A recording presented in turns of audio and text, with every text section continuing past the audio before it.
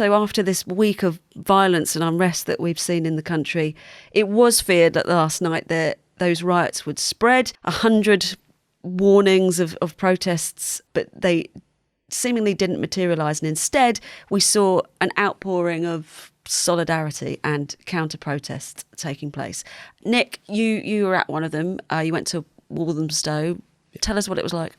Well, so the suggestion had been that there would be, at first they were talking about 30, and then it was 38, and then I think it was 100 of these far-right demos all across the country, Bristol, Brighton, Liverpool, and specific parts of London, so Hounslow, Finchley and Walthamstow. And it was all a bit unclear, so this has all sort of been circulated on a far-right Telegram channel and got into the press, and some people were naming where it was and some weren't, targeting specifically refugee centres and immigration lawyers.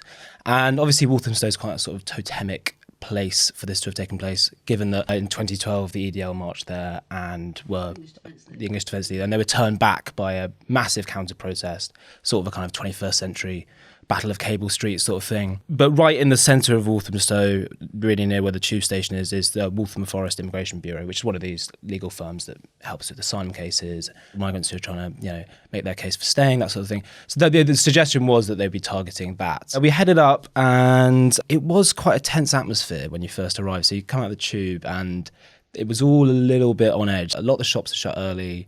It's about 5:30. There was a lot of them had recently put up some like plywood defences, that sort of thing. So clearly people were kind of preparing for something, and the police presence was really considerable. So you ask any of the police, they say, we're always posting as a march against racism, don't believe what you've read. But there were dozens of police vans, no one in riot gear, and then down alleyways and stuff, there were more police vans kind of parked. So there was a sense that something was there. And there were, to start with, a big crowd of mainly predominantly male Muslim guys who kind of gathered. And speaking to them, what had happened was the kind of word had gone out in the mosques and stuff that we're kind of under attack here, we might be under attack, we've got to defend ourselves and kind of get out. So at one point the police searched a guy who was on a moped, and it all got a bit scrappy, and people saying, one of the guys who was clearly sort of something of a community leader was sort of saying, I've been holding people back to the police, but I mean I might not if you don't leave us alone, that sort of thing. So it was quite tense, and there was clearly a sense that they were waiting for something to happen, and they were ready to go if it did. But it quite quickly got overtaken by, suddenly there was like this protest surged up the street, like very mixed. It was very similar to the Palestine protests that you see on pretty much every Saturday now in London. So there's a lot of Palestine flags, a lot of Bangladesh flags, a lot of Pakistan flags, and basically everyone marching in solidarity against this enemy that hadn't really appeared. And so, it's interesting though, you're saying that there was a group who were clearly sort of come ready to have a fight, and we've heard about that earlier in the week as well, particularly in Birmingham, and there was a bit of, well, certainly some damage to property there.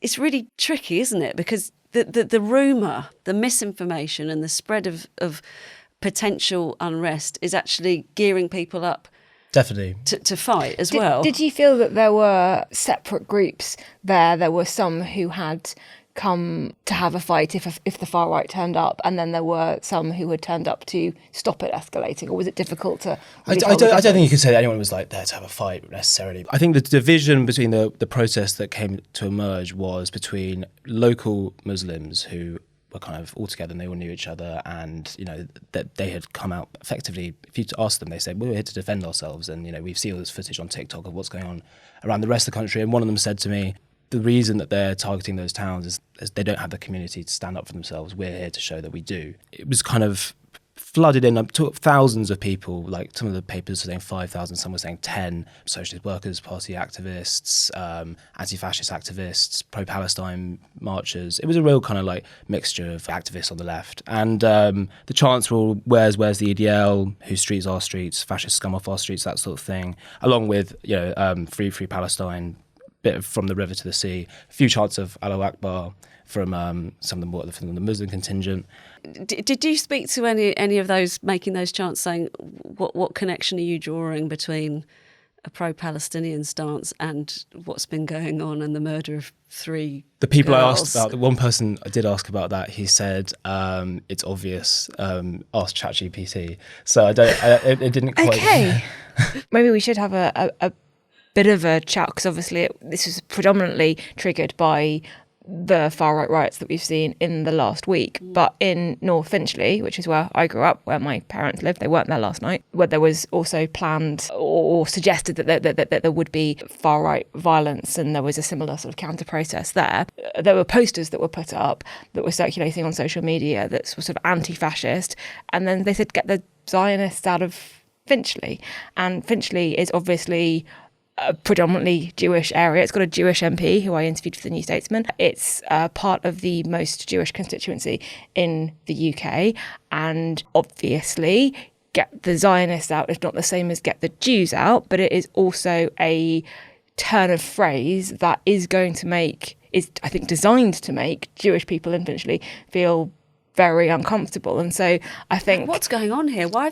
Yeah. I mean, I saw a post on social media saying that, the far right, it's all been fueled by the Zionist conspiracy. And frankly, when people say Zionist in those terms, they do mean Jews. But how on earth has that come to that?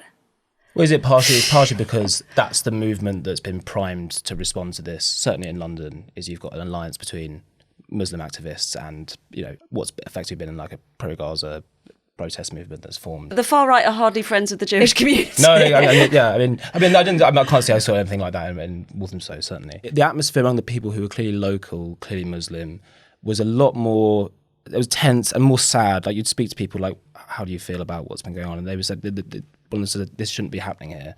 There was a guy called Raheel. He was an immigrant from India. He was Muslim, and he was saying, this shouldn't be happening here. And we're here to defend ourselves, and that's how it comes down to it. But then it clearly was getting swept up into, as I say, the broader pro-Palestine thing. Can I ask how it ended, how it sort of dissipated? Did people, when it became obvious that there wasn't going to be this huge far-right presence, did someone sort of ring a bell and say, okay, everyone can go home now? Did people just wander off? Did the police break it up? The suggestion had been that the far-right march would begin about 8, and so you talk to people, they're like, well, we've got to wait, like it could still emerge. And then as it came 8:30 up to 9 o'clock, it began to peter out, and it's dissolved into something of a kind of street party. There was drumming and dancing and that sort of thing. Then the music came on, and it all started to kind of trickle away a bit, and people were like fading off to the station, going onto the tube station and stuff. There was a sense of kind of victory, but also like anticlimax. Yeah, anticlimax, exactly. Like but in a good way, right? In a good way, exactly. Because I mean, you wouldn't have wanted it. You wouldn't have wanted it. Yeah, exactly. But a sense that. Definitely, if anyone had emerged, it wouldn't have been like that. And it could have easily become very violent, I think, because people were primed for it. And I think there was very much a sense of, so far this has not predominantly been a London phenomenon. And I think there was definitely very much a sense of, like, we're not going to have that here. It would have been surprising to see that many of these guys popping up in a borough which is 20% Muslim. They're not going to get a very nice welcome. And in the protest we did see, where there was a very small far-right presence, they were absolutely overwhelmed. In Brighton, I think I saw. Well, yeah, there was footage of the ones that did turn up sort of having to be protected by the police from the wider counter-protesters, which was sort of somewhat ironic given some of the scenes that we've seen. Yeah, and we did see those peaceful protests outside of London, Brighton, as we've mentioned, thousands of people in Brighton, Bristol, Liverpool, Newcastle, and those boarded up shops are now being unboarded today. So let's talk about what came before this, because we've seen really frightening, unsettling scenes on our streets, which we haven't seen for more than a decade, thankfully, since the riots of 2011. And we've seen 400 people arrested, according to the police, 140 charged so far.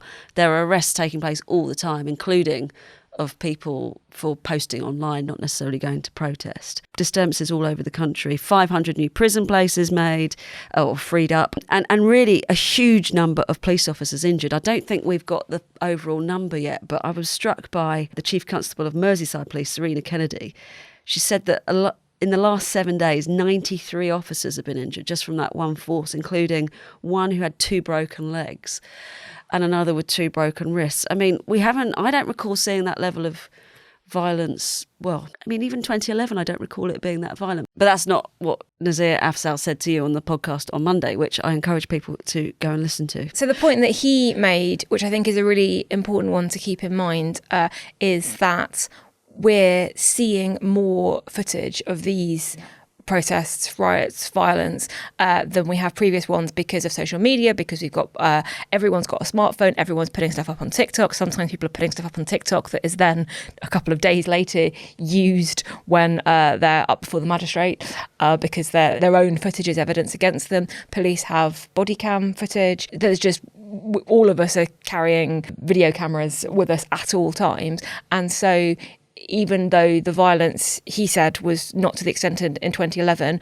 the fear level is much higher because we're seeing it. I don't know sort of comparatively when it comes to sort of police violence, but I do know when in 2011, I remember actually round the corner, I was doing work experience round the corner from this very office and turning up to work and all the windows of the office block were smashed. Yeah, in Clapham everything was smashed up, I remember.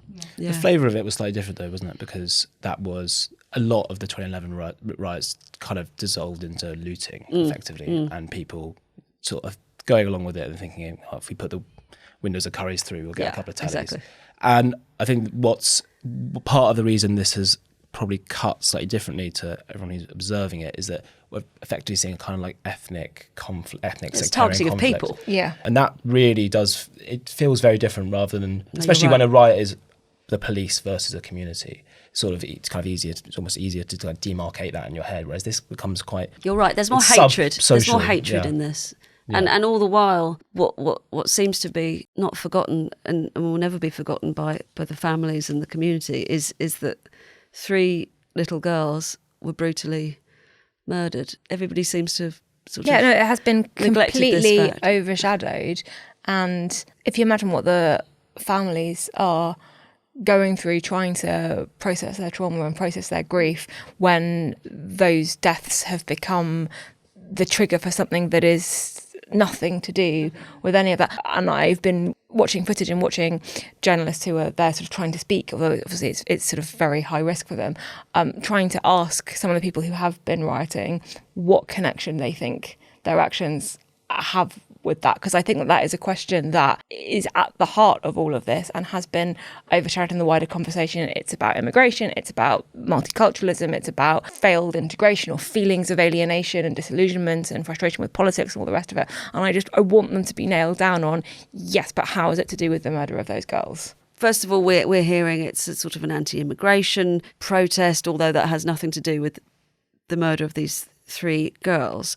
But this phrase two-tier policing keeps coming up over and over and over again, and it's this criticism levelled at Keir Starmer by the far right and some of our elected officials now, Nigel Farage. And there's this impression, at least among some protesters, that those protesting/rioting are being dealt with far more harshly than others. Robert Jenrick, one of the Conservative Party leadership contenders, he used that phrase talking about pro-Palestinian marches, and actually Priti Patel, another candidate, has hit back quite strongly on that. She says, this is a quote, "What we saw during the pandemic, we saw protest, we believe in free speech, we saw protests that were being policed. What we're seeing right now is thuggery and disorder and criminality. There is a complete distinction between the two." I was actually quite impressed to hear Priti Patel say that, and she is in the position, I suppose, of being able to take a tougher line on what Nigel Farage is saying, because she is, of the contenders for the Tory leadership, the one who has traditionally been closest to him, both in terms of political positions and also personally. There's that video of her dancing with him to, is it Can't Take My Eyes Off of You, at Conservative Party conference. I've tried to blank it out. Never. It's going to be the distinctive moment of that conference. So she came out sort of very hard against it. And obviously she was Home Secretary at the time of the Black Lives Matter protests during the pandemic, which is what she's referring to there. Robert Jenrick, and I've actually written about this for the New Statesman this week, is trying to be the candidate of the sensible right wing of the Conservative Party, but he is somebody who has in the past been seen as a bit of a centrist, bit of a Rishi Sunak supporter, and so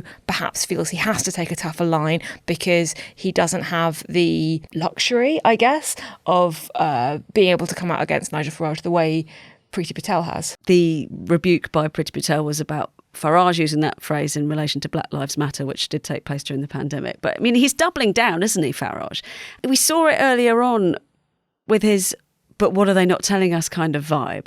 And now it's, well, but most of us think ethnic groups are policed entirely differently to that of British white people.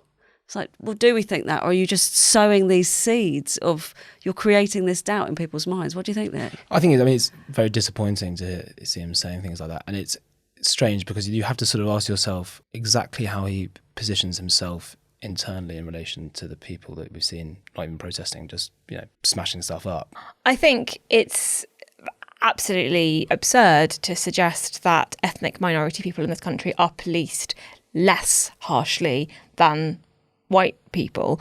And if you look at the difference in, let's call it civic action, there is a difference between a protest that has people marching through the streets, that has people maybe chanting things that some people may find incredibly alienating and insulting, but it's a march, it's a protest. We have free speech. Being offended by something doesn't necessarily automatically mean that it's wrong. And people who are deliberately throwing bricks at police officers and setting things on fire, hotels where vulnerable people are staying, those are very different things. And I think if you'd seen far-right groups or anti-immigration groups marching through cities with placards and chanting things, obviously that would still be quite unsettling for a lot of people, but the policing of that would be more similar to the policing of, say, the pro-Palestine demonstrations. You're not seeing people smashing up shops and going, this is for Palestine. You haven't actually seen that over the past 6 months. So they're different things. And I think most of the public probably can see that distinction. There was some interesting YouGov polling that came out earlier this week that shows that the vast majority of the country, 85%, think that the violence is completely unacceptable. Only 7% of people think that those rioting speak for Britain or represent ordinary Brits. Now, you could say the 15% or 7% who think that, and the 15% who think that the violence is acceptable, that's still too high. And that's definitely true. But it means that Farage's sort of argument that he is speaking for the silent majority, there's no basis. No, and your point's reinforced by like other questions in that YouGov polling, because you're right that 85% are against sort of unrest/violence.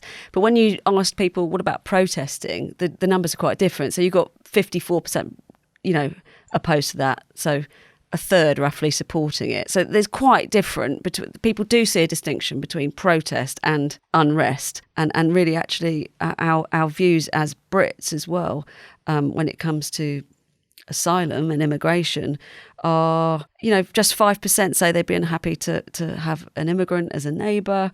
That's the lowest compared to most other countries that we could compare to.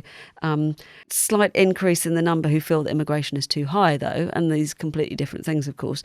52% was from a survey by Ipsos in February, believe that current immigration levels are too high. 2 years earlier, 42%. So there's been a significant increase there. I mean, allied with the misinformation and this sowing of, division, we've got to bring in Elon Musk here, who frankly seems to be completely obsessed with the UK at the moment. It's been going on all week. We've had a slight war of words, which is very bizarre to see, with a tech billionaire and our Prime Minister. Yeah, he's been sort of feuding with Keir Starmer on Twitter. We're in Soviet condition, I was going to say. He just keeps saying, is this what's going on in the UK? And it's like, well, I don't know. I mean, today he's tweeted the woke Stasi. Yeah. I mean, it's really unbelievable. I mean, Americans always have their perspective. I mean, if you read the New York Times, sometimes it's a little bit wounding to see that even the liberal Americans think that we live in some kind of sort of swampy kind of failed state. But I mean, I think there is definitely on the American kind of online right, there's a slight meme of Britain as kind of being like aggressively policed on free speech. Like we're sort of like all, afraid to like say anything anymore because it's all, you'll get thrown in prison. There's that meme about like no-go zones for non-Muslim stuff, which you've seen on Fox News for decades now. And I'm sure the Americans would take umbrage at the way we portray their country as well. But you're right. But also there's a particular view on the online right in America that Britain has been completely taken over by Muslim communities. JD Vance joked about that before he was made Donald Trump's vice presidential candidate, when there was a question about what the first Muslim country to get nuclear weapons would be, and he joked that it was the UK, because have you seen what's going on there? So that's a trend as well. This, I know this is a side point, but this just cements in my head how ridiculous and irresponsible it was for Rishi Sunak, when he was Prime Minister, to sit down with that one-on-one interview with Elon Musk, where he basically asked him questions like, how are you so wonderful? And I don't think that was the way a prime minister of any Western democracy should behave with a tech billionaire.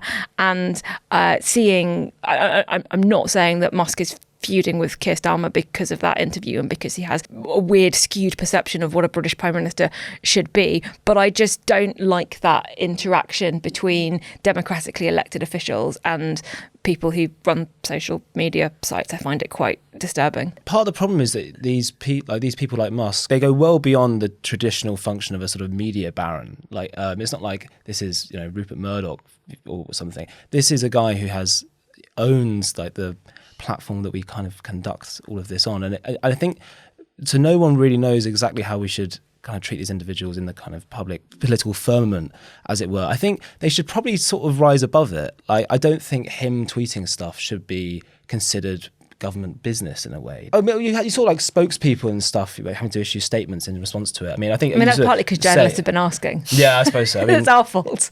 Everything's our fault, really. You say it and then you sort of move on with it. I mean, so this is kind of Starmer's moment in a way. This is the most prosecutorial opportunity he's going to have to just go like back to basics sort of thing. And I think it's sort of a head down kind of situation. But he also does need to find a way of combating the rhetorical side of it too, because otherwise nothing will change. You just throw a load of people in prison.